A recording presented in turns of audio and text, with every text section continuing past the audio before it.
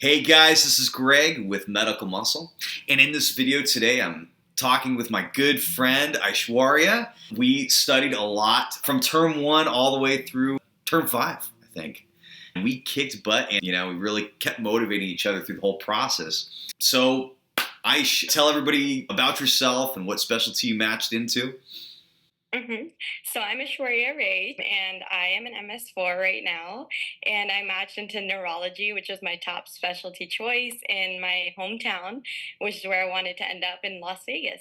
Very cool. Since the beginning, when we were studying together in term 1, it seemed like neurology was always your number one pick. It was something that you always wanted to do.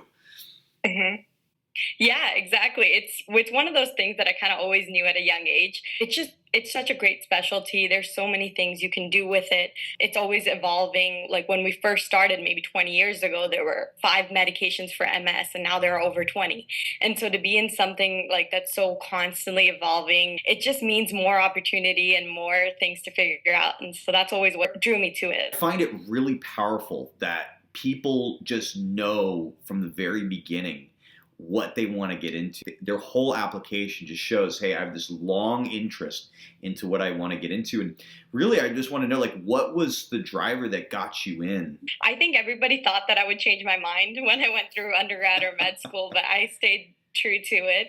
I think I always knew that it's constantly changing, and mostly just the fact that you can go right away into it as well. There's no internal medicine basis, you can just directly apply into neurology. That really was a driving factor too, because I could go straight away into what I knew I wanted to do. And so that really helped, as well as just the fact that there's so much opportunity in neurology. Yeah. So, do you have any advice for anybody who is thinking to go into neurology, like in the application process or anything like that? Yeah, I think there's like probably like about 3 main things that really differentiated me when I was applying, that even the residency director themselves kind of brought out. The first thing was that I joined the American Academy of Neurology, the AAN, early on, like first year of medical school. And then I said that I was a member of AAN for many years. So that really showed that I had an interest in neurology longer than just the application cycle, because they love to see that you were my number one in terms of specialty. They want to see you're passionate about it. And so I would definitely think there's also an American Association of Pediatrics and Mhm. OBGYN. So I would definitely try to join the associations that you're interested in. And then so you get to know what new drugs are going on, what research conferences are occurring, and go from there. And then the second thing that really helped was publishing case reports. So I would go hound any neurologist and ask them if they had any unique cases, if they knew anything. And I typed up maybe about 10, and only 3 of them I presented. So some didn't see daylight, but some did. And when I was able to put that on my resume, they knew that I was not only involved in just the like academic part of medicine, but I was really interested in the research, because as we talked about, like with neurology and psychiatry too, it's a constantly evolving field. We're learning more about these diseases every day, the pathogenesis, the drugs. So if you're involved in the future of neurology, they really want to see that. And I really was asked questions about that as well. And it became a really great topic of conversation and interviews. And then the third thing I would say is definitely shadow neurologists. Get out there, go to clinics, go to the hospital. You can only know what to expect after seeing people who are actually doing it. Those are all really great points. Mhm. The first point, talking about membership to these specialties, that is such a huge thing, and people don't realize. If you're unsure of the specialty you want to get into, you can apply for more than one of these memberships. It's usually they're free, and it really shows I have interest. And yeah, I get emails to keep me informed on like the newest psychiatric medication that's out. So that's actually a really good point. Your second point on publishing research is huge. It just gives you something to talk about in the interview. That's the whole point of research too. Is like, yes, it shows that you have interest, but it's like something that like shows like that you have like a passion for what you want to go into. And I think you like were so dead set on neurology and like so adamant about, rotating in those fields.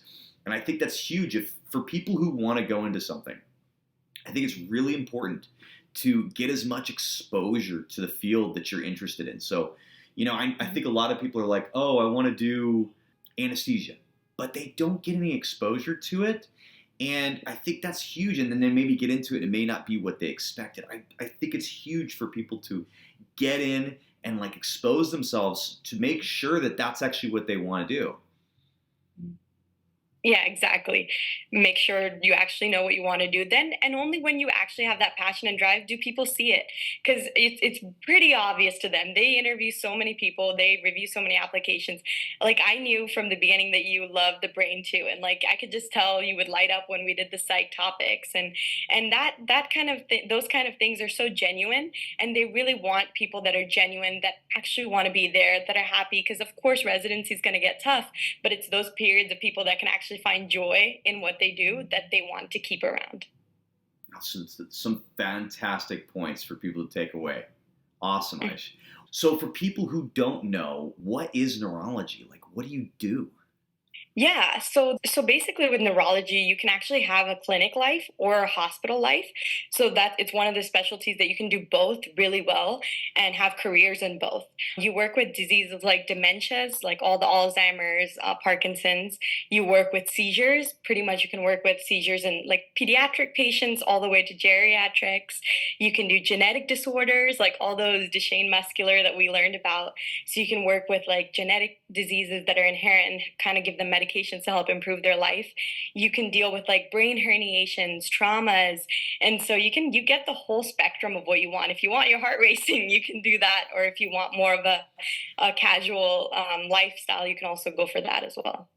See, that's really important. It's nice with neurology. You can have that duality where, like, if you want to be in the hospital dealing with critical patients where time is of the essence, that you need to figure things out, High or stakes, fast paced. Yep. fast pace, or in an office setting where it's a nice slower pace. It's nice to have those two choices. That if you get burned out in one, you can transition to Mhm. the other. Yeah, it gives you a lot of flexibility in the actual specialty too. Are there fellowships for neurology? Yeah, I think that's one of the coolest parts that I honestly didn't really understand until I started interviewing and looking more into what I want to do for fellowship. There's over 33 different like subspecialties and fellowships you can go into. I know a lot of like my guy friends love sports medicine, sports trauma. So you can actually do a neurotrauma fellowship and work with a sports team if you want. If you want to be a neurosurgeon, you can literally do neuro like surgery type procedure, which is called interventional neurology. It's a 3-year fellowship after neurology, and you get to be in the operating room removing clots from people's brains. So you can act as a neurosurgeon. You can act as a specialist in trauma. You can do neuro ICU as well. You can be seeing those intensive patients. You can also do things that are more relaxed. You could do like sleep medicine, where you can open your own sleep centers in the future. You could do headache specialists, which really make a really big difference in people's lives. Like headaches can be debilitating. So if you can like improve the lifestyle of a lot of patients, it's really beneficial. It's really rewarding.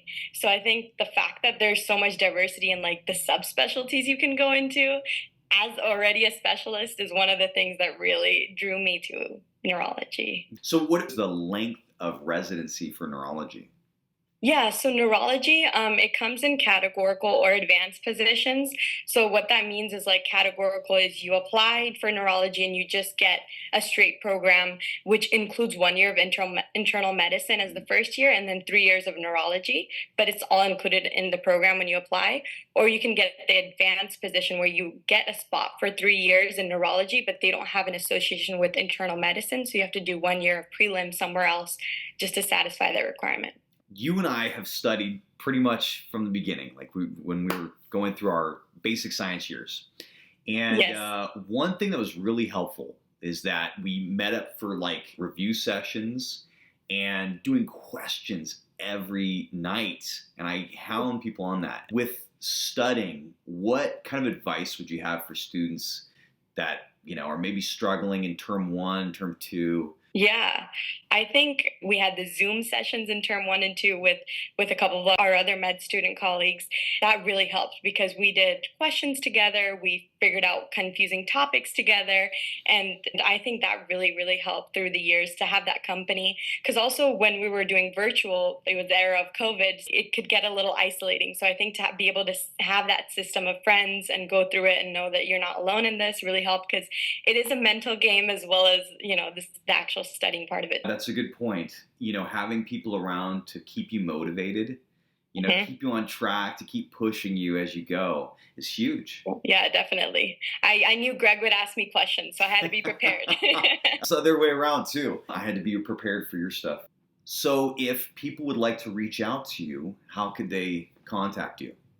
Yeah, definitely. You can reach me on my social media, like my Instagram. Fantastic. Give it to you.